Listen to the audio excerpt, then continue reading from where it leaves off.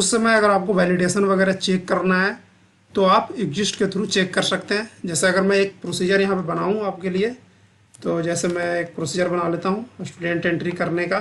Okay, तो procedure बनाने के लिए जो हमें सिंटैक्स लिखना होता है वो होता है क्रिएट प्रोसीजर। आप प्रोसीजर पूरा भी लिख सकते हैं, PROC भी लिखेंगे तब भी काम चलेगा। प्रोसीजर DBO डॉट एंड मैं दे देता हूँ SP_insert स्टूडेंट। सो ये क्या है, यूज़र फ्रेंडली मैं एक नेम ले रहा हूँ। आप अपने हिसाब से कोई भी नाम ले सकते हैं, लेकिन अगर नेमिंग कन्वेंशन अच्छा होगा, सही होगा, तो वो इजी टू मेंटेन होगा और अंडरस्टैंडेबल भी होगा। सो आसानी से उसे समझा जा सकता है कि किस पर्पज से इस प्रोसीजर का यूज किया जा रहा है। तो आपको नाम कुछ इस तरीके से लेना है जिससे कि किसी को भी आपके अलावा अगर कोई और डेवलपर आपके प्रोजेक्ट में जाता है तो वो आसानी से उस प्रोसीजर के नाम से ही समझ जाए कि प्रोसीजर का क्या यूज है। तो मैंने यहाँ पे लिया है SP_insert स्टूडेंट। तो यहाँ पे इस नाम से ही समझ में आ रहा है कि हमें इस प्रोसीजर के अंदर जो प्रोसेस होगा उसके थ्रू क्या है, स्टूडेंट टेबल के अंदर वैल्यू को इंसर्ट किया जा रहा है, सेव किया जा रहा है। ओके, इसके बाद यहाँ पे ब्रैकेट हमें देना होता है। इसके बाद हम अपना कॉलम का नाम लेते हैं, पैरामीटर जिसको हम बोलते हैं। तो पैरामीटर के लिए हमें सबसे पहले लिखना होता है @ एंड स्टूडेंट नेम मैं लूँगा सबसे पहले। तो हमारे पास कॉलम है स्टूडेंट नेम, तो मैं ले रहा हूँ स्टूडेंट नेम और मैंने इसका ले लिया वैरकर। तो जो हमारे पास टेबल में कॉलम का लेंथ है वही मैं लेंथ यहाँ भी लूँगा, सो दैट वानी डेटा वुड बी ट्रंकेटेड का जो एरर आता है वो ना आए। नहीं तो फ्रंट एंड से अगर 100 कैरेक्टर पास कर दिया जाएगा तो वो एक्सेप्ट कर लेगा, और अगर मैं साइज इसमें ज़्यादा दे दूंगा तो बट टेबल एक्सेप्ट नहीं करेगा, और हमारे पास जो एरर आएगा वो स्ट्रिंग और binary data would be truncated का एरर आएगा। तो सेकेंड कॉलम हमारे पास है स्टूडेंट एड्रेस और ये है वैरकर 250। ओके, तो मैं लूँगा वैरकर 250।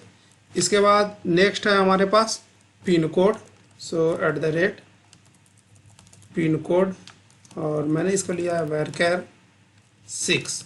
ओके, तो ये वैरकर 6 हो गया। इसके बाद मैं एक बार रिफ्रेश करता हूँ क्योंकि मैंने काफ़ी कॉलम इसमें से डिलीट कर दिया है। सो पिन कोड के बाद हमारे पास है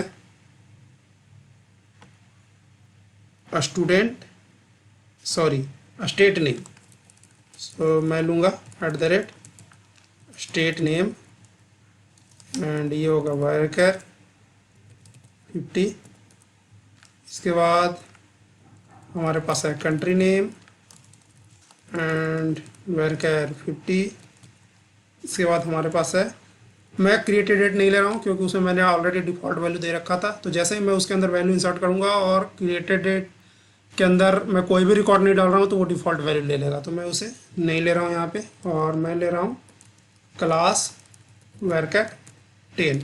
तो ये तो हमारे पैरामीटर्स हो गए जो हमें पास करना है। अगर आप C# यूज कर रहे हैं, .NET यूज कर रहे हैं और वहाँ पे अगर आपने एक फॉर्म क्रिएट कर रखा है और उस फॉर्म के थ्रू आप डेटा को कैप्चर करके SQL सर्वर में इंसर्ट करना चाहते हैं, तो इसके लिए स्टोर प्रोसीजर एक अप्रोच हो सकता है और ये काफ़ी सेफ है और फास्ट भी होता है। ओके, सो यहाँ पे मैंने पैरामीटर्स ये डिफाइन किया है। मैंने सबसे पहले मैंने प्रोसीजर का नाम दिया, इसके बाद मैंने पैरामीटर्स डिफाइन किया है यहाँ पे कि क्या क्या पैरामीटर हमें रखना है जिसके अंदर हमें वैल्यू को पास करना है। ओके, इसके बाद हमें लिखना होता है AH, इसके बाद बिगिन एंड बिगिन का एंड।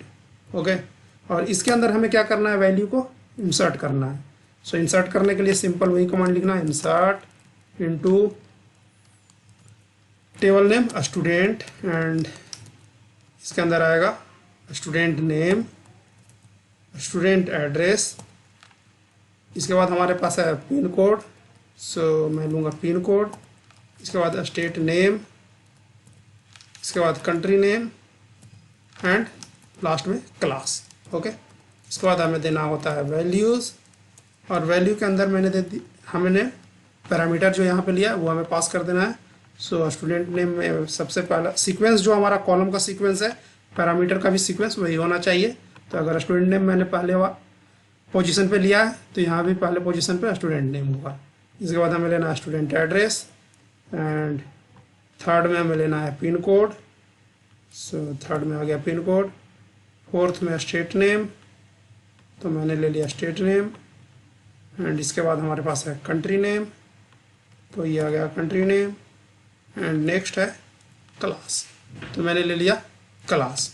ओके, तो इस तरीके से हमारा ये सिलेक्ट स्टेटमेंट हो सॉरी इंसर्ट स्टेटमेंट हो गया प्रोसीजर के थ्रू।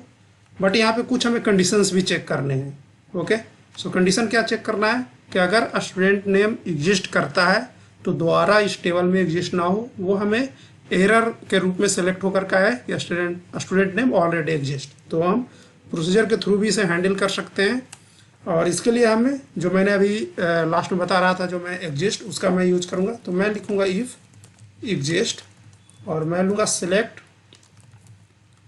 Student name. आप कुछ भी कॉलम ले सकते हैं यहाँ पे, student name from student where student name is equal to @student name. Okay, तो मैंने ले लिया स्टूडेंट नेम। इसके बाद देना है बिगिन एंड एंड। ओके, और यहाँ पे हमें मैसेज देना है कि स्टूडेंट नेम ऑलरेडी एग्जिस्ट। तो इसके लिए आप एक वेरिएबल डिक्लेयर कर सकते हैं जिसमें आप सारे मैसेजेस को सेट करके और लास्ट में आप सेलेक्ट कर लेंगे। तो मैं यहाँ पे ले लेता हूँ डिक्लेयर @मैसेज और इसका मैं लेंथ ले रहा हूँ varchar 250। ओके, तो मैं यहाँ पे मैसेज में क्या सेट करूँगा, स्टूडेंट नेम ऑलरेडी एग्जिस्ट। तो सेट करने के लिए हमें क्या लिखना होता है, set message equal to single quote के अंदर देना है student name already exist. Okay, else begin and इस बिगिन का हम यहाँ पे एंड देंगे। ओके, तो यहाँ पे क्या होगा कि जो भी स्टूडेंट नेम हम इस प्रोसीजर में पास कर रहा है, अगर वो स्टूडेंट नेम इसमें एग्जिस्ट करता है तो वो रिकॉर्ड इंसर्ट नहीं होगा, वो हमें मैसेज देगा कि स्टूडेंट नेम ऑलरेडी एग्जिस्ट। सो मैं यहाँ पे मैसेज यहाँ भी सेट कर दे रहा हूँ इंसर्ट करने के जस्ट बाद। तो इंसर्ट करने के बाद हमें क्या चाहिए, सेट, और मुझे मैसेज क्या चाहिए कि student has been saved successfully. Okay, तो ये मैसेज हमें चाहिए जब रिकॉर्ड इंसर्ट हो गया है, अदरवाइज जो भी एक्सेप्शन आया है वो एक्सेप्शन हमें चाहिए। और लास्ट में मैं यहाँ पे सेलेक्ट लिखूंगा, select this as message. Okay, तो इस तरीके से आप यहाँ से वैल्यू को गेट कर सकते हैं, जो भी मैसेज आएगा वो हमें मैसेज में रिटर्न हो जाएगा। ओके, तो इस तरीके से आप यहाँ पे एग्जिस्ट का यूज कर सकते हैं। ऐसे ही आप नॉट एग्जिस्ट का भी यूज कर सकते हैं। तो नॉट एग्जिस्ट में क्या होगा, वो अगर एग्जिस्ट नहीं करता है तो इसके अंदर जाएगा, बट एग्जिस्ट के केस में क्या होगा, अगर एग्जिस्ट करता है तब इसके अंदर जाएगा। ऐसा ही दूसरा वैलिडेशन अगर आपको लगाना है तो आप यहाँ पे लिख सकते हैं एल्स इफ, जैसे मुझे लगाना है कि पिन कोड का लेंथ क्या होना चाहिए, 6 ही होना चाहिए।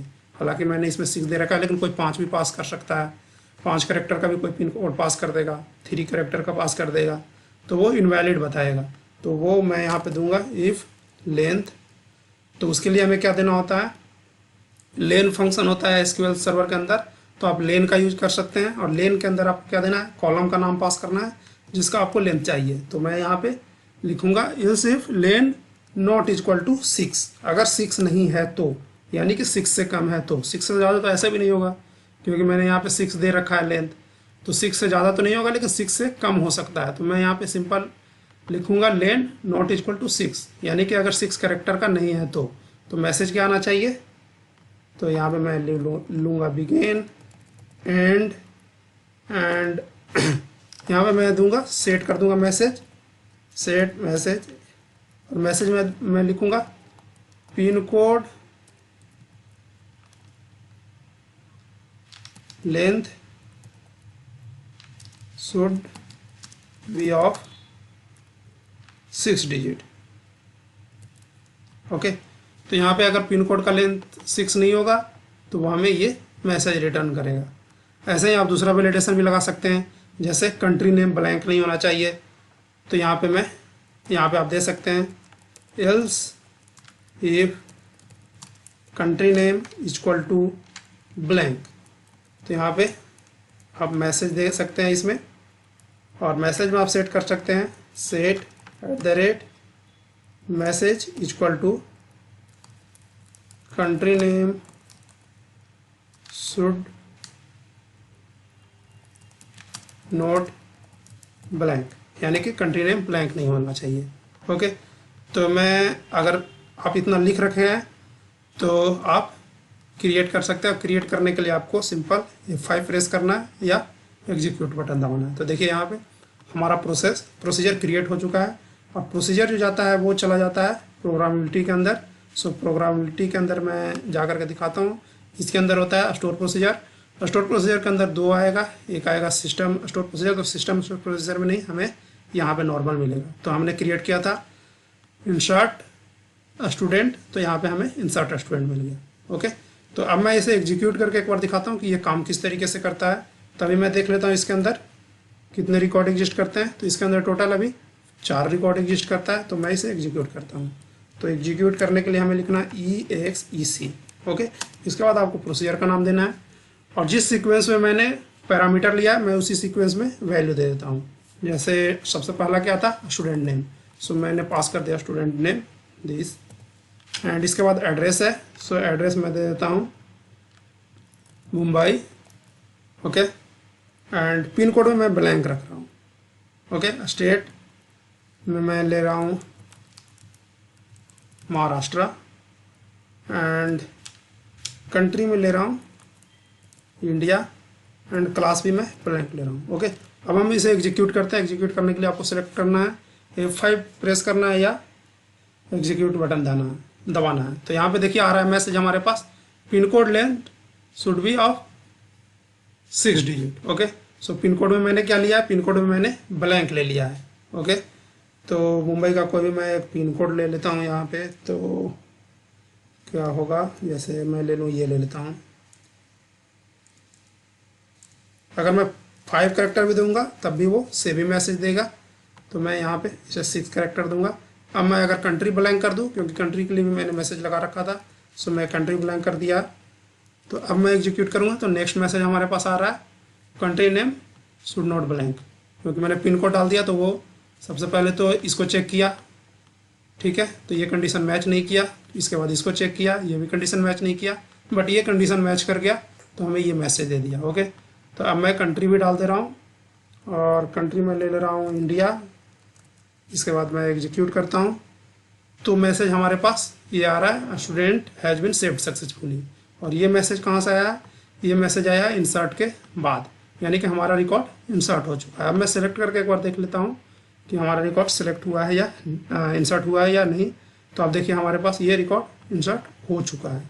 ओके, तो इस तरीके से आप प्रोसीजर क्रिएट कर सकते हैं। और इसके अंदर अगर आपको एक्सेप्शन हैंडलिंग करनी है तो आप ट्राई कैच ब्लॉक का भी यूज कर सकते हैं। सो ट्राई कैच ब्लॉक का अगर आप यूज करते हैं, और अगर कहीं भी एरर आता है प्रोसीजर के अंदर बीच में, अगर एक से ज़्यादा इंसर्ट या सेलेक्ट स्टेटमेंट लिखा हुआ है, अपडेट स्टेटमेंट लिखा हुआ है, डिलीट लिखा हुआ है, और 1-2 स्टेटमेंट एग्जीक्यूट करने के बाद तीसरे में एरर आ गया, तो वो कैच में चला जाएगा। और कैच में अगर हमने रोल बैक लगा दिया है तो वो जो हमारा एग्जीक्यूट हुआ था पहला और दूसरा कमांड, वो रोल बैक हो जाएगा। तो मैं एक बार बता देता हूँ कि उसको कैसे करते हैं। तो मैं इसके लिए लिखते हैं बिगिन ट्राई। ओके, सबसे पहले हम लेते हैं बिगिन ट्राई, इसके बाद बिगिन ट्रांजैक्शन भी लिख सकते हैं इसके जगह पे। तो मैं बिगिन ट्रान लिख रहा हूँ, तो यहाँ से हमारा ट्रांजैक्शन स्टार्ट होगा। सो इसके बाद हमें यहाँ पे जाना है, और हमें बिगिन ट्रान के बाद हमें क्या करना है, कमिट ट्रांजैक्शन करना है। तो अगर ये जो भी बीच में स्टेटमेंट लिखा हुआ है, ये सारे स्टेटमेंट अगर सक्सेसफुली रन कर जाएगा तो हमारा ट्रांजैक्शन क्या होगा, कमिट हो जाएगा। अदरवाइज हमें कहाँ जाना है, हमें जाना है कैच में। तो सबसे पहले मैंने जो बिगिन ट्रान किया था मैं उसको इंट कर देता हूँ, इंट ट्राई। इसके बाद हमें देना है begin catch end end catch. Okay, और यहाँ पे हम देंगे रोल बैक ट्रांजैक्शन। तो यहाँ पे क्या होगा कि अगर बीच में कहीं भी एरर आता है इस प्रोसीजर में, बिगिन ट्रान और कमिट ट्रान के बीच में यानी कि बिगिन ट्राई और इन ट्राई के बीच में, तो वो कहाँ जाएगा, कैच ब्लॉक में जाएगा, बिगिन कैच ब्लॉक में। और जैसे ही कैच ब्लॉक में जाएगा तो हम क्या करेंगे, सबसे पहले रोल बैक कर देंगे। तो इस बीच में जो भी कमांड एग्जीक्यूट हो चुका होगा, जो इस टेबल के अंदर सेव हो रखा होगा रिकॉर्ड, वो रिकॉर्ड से रोल बैक हो जाएगा। और रोल बैक होने के बाद एज इट इज हो जाएगा, प्रोसीजर कॉल करने से पहले जो रिकॉर्ड था वही रहेगा। ओके, अब हमें अगर ये चेक करना हो कि एरर क्या है, तो उस एरर मैसेज को भी हम गेट कर सकते हैं। और उस एरर मैसेज को गेट करने के लिए हमें लिखना होता है, जैसे मैं लिख दूँ select @message इक्वल टू, और यहाँ पे एसक्यूएल का अंदर का जो फंक्शन होता है वो होता है एरर अंडरस्कोर मैसेज। ओके, तो ये क्या करता है, हमें एरर मैसेज रिटर्न करता है। तो जो भी बीच में एरर आया होगा, जो रीजन होगा, वो रीजन कहाँ सेट हो जाएगा, हमारा एरर मैसेज में। और अब हमें इस सिलेक्ट स्टेटमेंट को यहाँ से हटा करके हमें कहाँ रखना है, एंड के जस्ट पहले, लास्ट वाला जो एंड है उससे पहले, सो दैट कि कैच के अंदर जो भी मैसेज आया वो भी हमें सिलेक्ट स्टेटमेंट के अंदर मिल जाए। ओके, और अगर हम लाइन गेट करना चाहते हैं तो हम एरर लाइन भी गेट कर सकते हैं। ओके, तो इसके लिए आप दे सकते हैं एरर लाइन नंबर, और इसके लिए आपको देना है यहाँ पे एरर अंडरस्कोर लाइन। ओके, तो ये जिस भी लाइन पे एरर होगा वो लाइन नंबर हमें रिटर्न करेगा। लेकिन यहाँ पे एक प्रॉब्लम है, वो ये कि ये जो रिटर्न करता है ये वैरकर रिटर्न कर रहा है, और यहाँ भी वैरकर डेटा टाइप है, स्ट्रिंग है, बट ये जो एरर लाइन नंबर रिटर्न करता है ये इंटीजर वैल्यू रिटर्न करता है। ओके, तो यहाँ पे कन्वर्जन का एरर आएगा। सो मैं यहाँ पे कन्वर्ट कर देता हूँ। तो कहीं भी इस टाइप से अगर स्ट्रिंग आपको एक में आप कॉन्कनेट कर रहे हैं, जोड़ रहे हैं, और एक का डेटा टाइप वैरकर है, दूसरे का इंटीजर है या न्यूमेरिक है या डेट टाइम है, तो आपको कन्वर्जन करना जरूरी है। अगर आप कन्वर्ट करके वैल्यू को कॉन्कनेट नहीं करेंगे तो वो एरर थ्रो करेगा, एक्सेप्शन देगा। तो इसके लिए यहाँ पे लिखना है कन्वर्ट वैरकर एंड, मैं इसका ब्रैकेट बंद कर देता हूँ। अब ये आसानी से चलेगा और यहाँ पे कोई प्रॉब्लम नहीं आएगा। तो ऑलरेडी प्रोसीजर क्रिएट किया हुआ है, लेकिन मैंने इसमें कुछ अमेंडमेंट किया है, तो इसे मैं अल्टर करूँगा। ओके, तो इसके लिए सिंपली लिखना है अल्टर क्रिएट के जगह पे, और इसे एग्जीक्यूट कर लेना है। ओके, सो हमारा कमांड सक्सेसफुली एग्जीक्यूट हो चुका है, यानी कि हमारा अब जो प्रोसीजर है वो दूसरे नाम से उसी नाम से क्रिएट हुआ है, बट इसके अंदर मैंने ट्राई कैच ब्लॉक भी लगा दिया है, एक्सेप्शन हैंडलिंग भी लगा दिया है। ओके, अब हमारे पास ये प्रोसीजर है। तो अगर आप नए तरीके से एसक्यूएल ओपन कर रहे हैं और आपको ये प्रोसीजर का डेफिनेशन चाहिए, इसके अंदर क्या लिखा हुआ है, तो आप लिख सकते हैं SP_help text। ओके, इसके बाद आपको प्रोसीजर का नाम देना है, और हमारा प्रोसीजर का नाम क्या था, SP_insert student। ओके, इसके बाद कंट्रोल टी करना है। कंट्रोल टी करने से क्या होगा कि जो भी आउटपुट आएगा वो टेक्स्ट फॉर्मेट में आएगा। एंड F5 प्रेस करना है तो हमें उस प्रोसीजर का डेफिनेशन मिल जाएगा। कंट्रोल A करना है, कंट्रोल C, इसके बाद कंट्रोल R करेंगे तो ये क्लोज हो जाएगा, control A control B। Okay, तो इस तरीके से आप, ये मैंने प्रोसीजर दोबारा से गेट कर लिया। तो आप इसके अंदर अगर कुछ भी उसके बाद चेंज करना चाहते हैं तो आप यहाँ से इजीली चेंज कर सकते हैं। तो ये तो था एकदम बिल्कुल सा सिंपल तरीका जिसके थ्रू आप प्रोसीजर क्रिएट करके और एक्सेप्शन हैंडलिंग कर सकते हैं। इसके अलावा कोई वैलिडेशंस वगैरह अप्लाई करना है तो वो आप वैलिडेशन अप्लाई कर सकते हैं। इसके बाद आप इंसर्ट कर सकते हैं, अपडेट कर सकते हैं या डिलीट कर सकते हैं। जो भी ऑपरेशन आपको परफॉर्म करना है वो आप परफॉर्म कर सकते हैं प्रोसीजर के अंदर। ओके।